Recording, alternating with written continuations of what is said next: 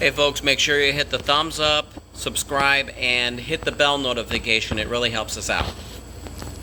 So, we want to ice that first cake that we did, the white one with the raspberry. And I'm just going to give my icing a quick fluff here while I'm going to the cooler. So, pardon the noise, but it is a necessary evil. Let that go.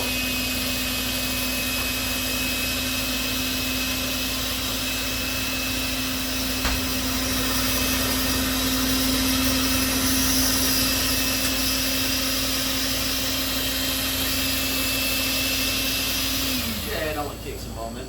Okay, so we have our icing fluffed. We have the cake right on the turntable.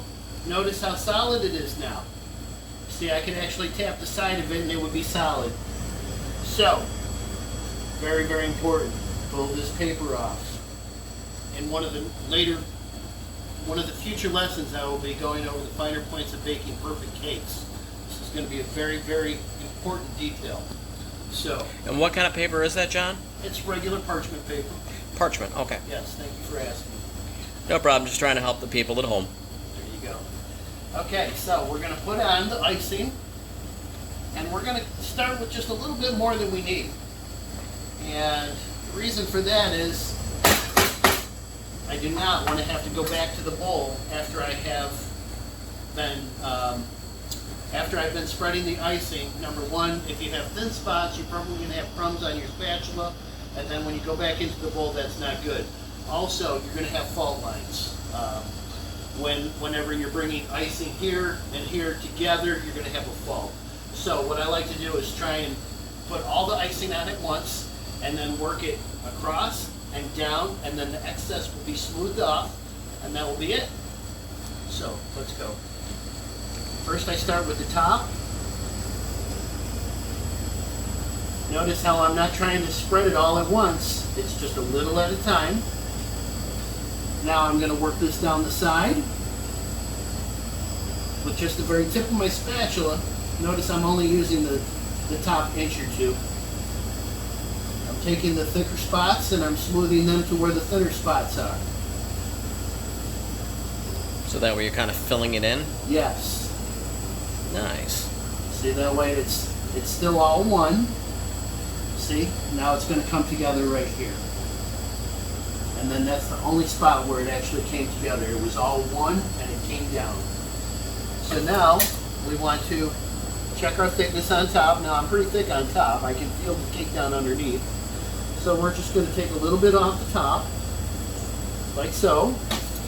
Remember, it's just a very gentle touch. You don't need much pressure. And now I'm going to take my slicker and I'm going to just mark my center here. And what I'm going to do is angle this down like so. And then I'm going to put the slicker on the side of the cake, and without very much pressure at all, I'm just going to spin the cake with the slicker on the side. See? Beautiful. Smooth finish on the side.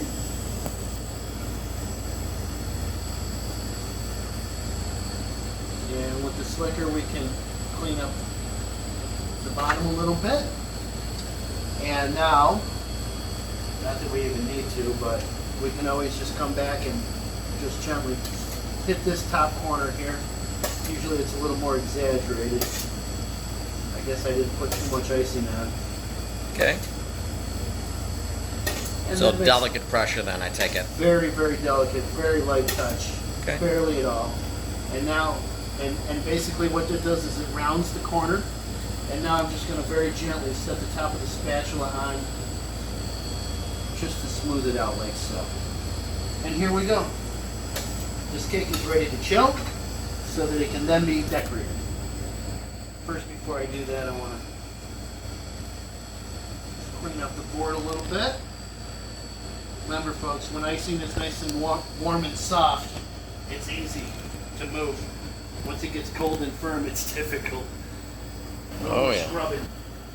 So while that one's chilling, we'll do the chocolate one. Don't forget to peel the paper. Very, very important. We'll give the icing a quick fluff again. Now, would this technique be the same for any other type of frosting? Like chocolate or other flavors? As long as it's solid, as long as it's firm. If it's drippy, as if it were a glaze, then no, because it's not going to hold. But anything that's fluffed and has body, yes, this is the best way to do it. And okay, so thank you for asking, actually, because I would like to explain that, like I said, the softer the icing, the easier it is to manipulate. That being said, if you were to take, say you were to go to the grocery store and buy a little tub of icing, so you know, over the cake, you would want to stir that very, very well. If you open that and then try and scoop out of it and put it on the cake, Too thick? it's going to be too thick. It's going to pull your cake all apart, and you're not going to be able to spread it without getting crumbs everywhere. So what I would recommend is you pull that out, use your little beater at home, whip some air into it, fluff it up, make it nice and soft, and then ice your cake with it. It should be fine.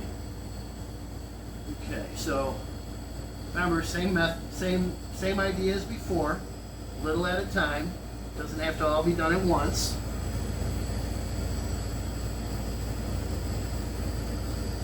See how I bring it over the top, down the sides. Basically, I want to just bring down across the sides as much as it's going to take to ice the cake. You don't really want excess on the side. Okay.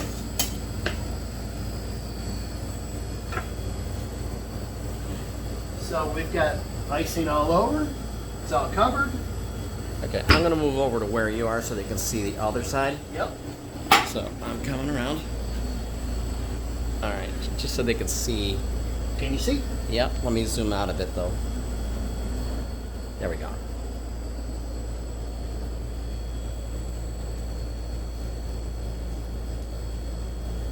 This is a lot like pottery. Indeed. Yo. Okay.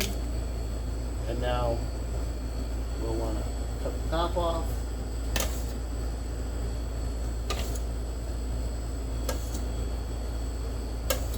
Just very, very light pressure. Very gentle. See, look, this is all the icing that comes off. Wow. That's it. Little by little. That's it. Okay, so we want to do that smoothie out the top. Okay, so now I want to clean my side. The board, rather. Okay, and now for this one, I'd like to give it a little different finish on the side. This is very popular these days, the vertical lines. So basically what I'm doing is I'm just cutting in to the cake with the angle of the spatula and bringing it up nice and slow. Nice. And now we have a little texture. Isn't that nice? Very. Yeah, this is very popular nowadays. A lot of people like the old-fashioned rustic look. This is perfect. So, okay, so let's chill this guy. All right, don't forget, hit the like button, subscribe, and hit the bell notification so you get updated to when we post new videos. It really helps us out, folks. Thank you.